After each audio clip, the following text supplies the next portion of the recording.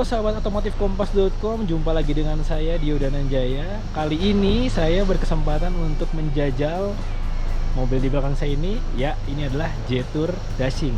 Jadi dalam kesempatan ini saya akan mengeksplor lebih jauh mobilnya. Setelah meluncur ya di pameran Gias tahun 2024, kami berkesempatan untuk menjajal mobil ini di rute luar kota. Jadi rutenya dari Bandung menuju Jakarta. Di Bandung saya akan sedikit keliling kota dengan mobil ini, kemudian esok hari kita akan lanjut perjalanan ke Jakarta lewat tol Cipularang, kemudian lewat tol Layang MBZ dan sampai ke dealer Jetour di Kelapa Gading. Selain menjajal mobil, saya juga akan mengeksplor fitur-fitur dan keunggulan mobil ini kira-kira apa aja sih. Nah, sebelum itu saksikan terus videonya dan jangan lupa like, komentar, dan subscribe. Nah, di depan saya ini ada unit Jetour Dashing yang kemarin nih di IMS baru aja meluncurkan warna baru ya, yaitu Bloodstone Red dan Phantom Grey. Sementara untuk yang warna Vanilla Blue belum disediakan. Sementara ini adanya warna putih aja nih, warna putih dan warna hitam nih di sebelah saya ini. Nah, nih dari depan nih kalau bisa dilihat fasianya nih ala SUV Eropa ya. Jadi di bagian atas ini nih ada lampu DRL ya kan, lampu utamanya di sini nih. Nah, ini LED ya kan.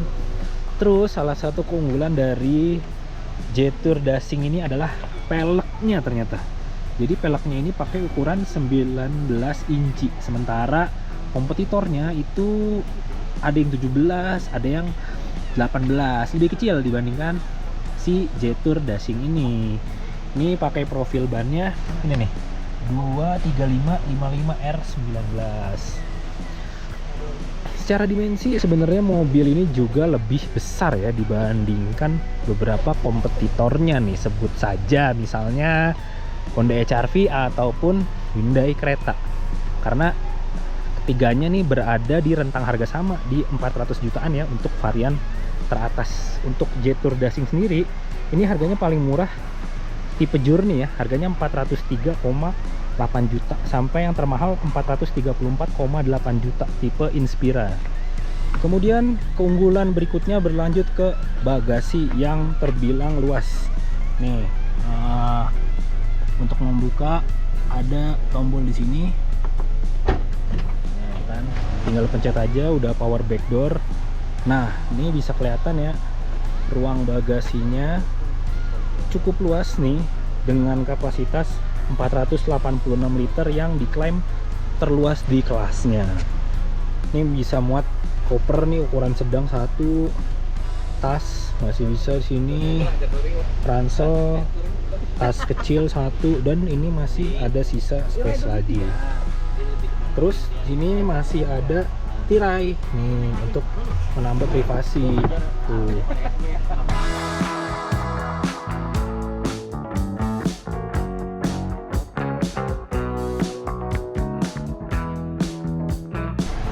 Kemudian keunggulan Jetour Dashing berikutnya datang dari sektor mesin.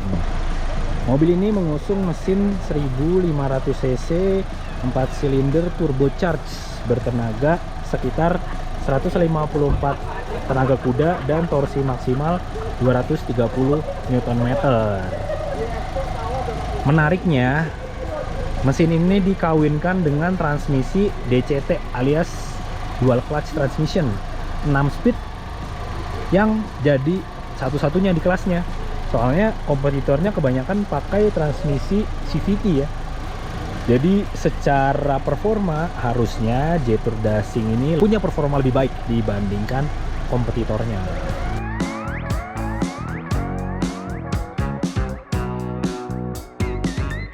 Sekarang saya sudah ada di balik kemudi Jetour Dashing. Sekarang saya lagi di perjalanan dari Bandung menuju Jakarta. Kebetulan kondisi jalan yang saya lalui ini lagi macet nih. saya pengen ngerasain gimana sih handling Jetour Dashing di perkotaan. Ternyata kalau kita taruh di mode yang eco, terus kita taruh di mode yang nyaman ya, jadi dia ada dua mode berkendara. Pertama mode berkendara untuk respon gasnya, itu pilihannya eco dan sport. Terus satu lagi di mode kemudinya, jadi kemudi bisa dipilih juga tuh. Kalau yang di mode nyaman ternyata setirnya enteng banget ya. Kalau kita di perkotaan nih jadi lebih gampang sih buat manuver-manuver, buat parkir juga lebih gampang. Soalnya kan Jetour Dashing nih bodinya ukurannya lumayan cukup besar ya di kelasnya ya. Jadi dia panjang 4,5 meter, lebarnya 1,9 meter. Untuk SUV di kelasnya nih cukup besar. Dengan mode berkendara tadi ternyata bikin lebih gampang nih buat dipakai. Terus lanjut soal visibilitas. Kalau dari sisi pengendara, ternyata kalau kita ngeliat ke arah depan, buat saya yang tingginya 163 cm, jok ini bisa diatur fleksibel ya. Jadi pengaturannya elektrik, bisa diatur sesuai kebutuhan lah, sesuai tubuh pengemudinya. Terus kalau kita lihat pandangan ke depan, ternyata kap mesin menurut saya pribadi sih cukup besar ya, kayak lebih kesannya tuh jauh gitu.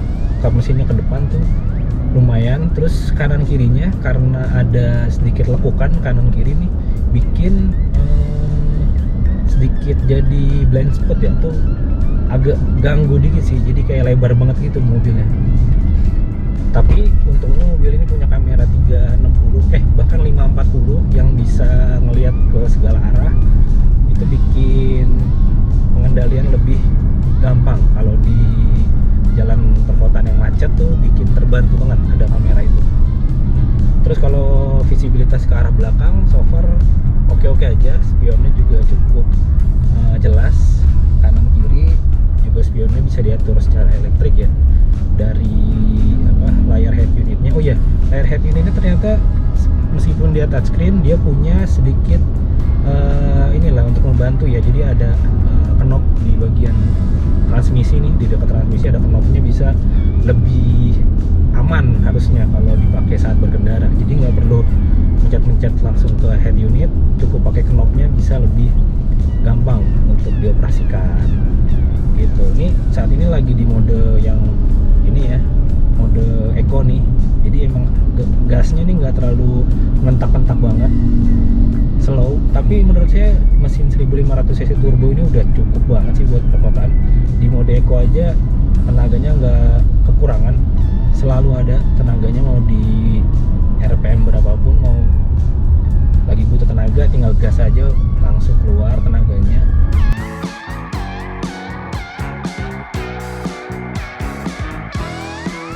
Terus yang saya perhatiin juga ternyata bantingan mobilnya bisa dibilang empuk enggak, keras juga enggak terlalu sih, tengah-tengah kalau menurut saya ya. Jadi kalau kita lewat sambungannya tol MBZ ini di bangku depan terutama masih dalam batas wajar lah, enggak terlalu yang mengocok perut atau gimana-gimana, masih bisa ditolerir lah. Jadi cukupan bandingan suspensinya.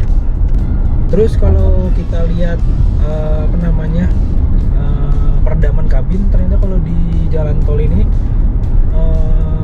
suara road noise-nya masuk ternyata. Kalau di jalan umum kan, di jalan biasa maksud saya nggak terlalu kedengeran. Ternyata kalau di jalan tol road noise-nya mulai kerasa, mulai masuk ke dalam. Padahal nih baru jalan di kecepatan 70-an, belum ngebut banget gitu ya, tapi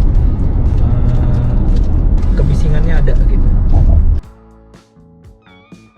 Kemudian kita ngomongin soal fitur ya. Jadi kalau di Jetour Dashing ini dia belum ada ADAS. Jadi masih tergolong minim lah fitur keselamatan dan keamanannya dibandingkan rival di kelasnya yang udah pakai ADAS. Tapi kalau saya pribadi sih ADAS nggak begitu signifikan banget lah ya. Malah kadang ada orang-orang yang suka dimatiin ADAS-nya. Tapi memang kalau kita bicara pengendara awam, ADAS tuh dibutuhkan sebenarnya. Apalagi kalau di tol kayak gini nih, misalnya blind spot monitoring ya. Kalau misalnya ada kan lumayan tuh ngebantu kalau lagi mau nyalip, ada peringatan. Kalau di sini jadinya nggak ada. Kita harus lebih waspada sendiri gitu. Kita harus lihat spion, lebih perhatiin lagi jalan, ada kendaraan apa enggak gitu. Nah, sahabat otomotif kompas.com, akhirnya setelah perjalanan kurang lebih sekitar 100-an kilometer ya dari Bandung menuju Jakarta, kita tiba nih di Kelapa Gading di dealer Jetour Inovasi. So far naik mobil ini Jetour Dashing ternyata cukup mengesankan ya. Secara umum dia jadi SUV ringkas yang menarik di kelasnya karena dijual dengan harga yang cukup relatif bersahabat di angka 400 jutaan, tapi udah dapat paket dalam Jetour Dashing. Dia pakai mesin 1500 turbo, transmisinya dual clutch transmission, terus fitur-fiturnya pun gak kalah menarik dibandingkan kompetitornya. Bisa dibilang mobil ini jadi salah satu pilihan buat konsumen di rentang harga 400 jutaan sampai 500 jutaan ya. Sebagai produk tentu dia punya plus minus, tapi saya rasa mobil ini punya keunikan tersendiri. Mungkin itu aja ulasan saya soal berkendara dengan Jetour Dashing. Terima kasih sudah menonton, jangan lupa like, komen, dan subscribe. Sampai ketemu lagi dalam video selanjutnya. Dah.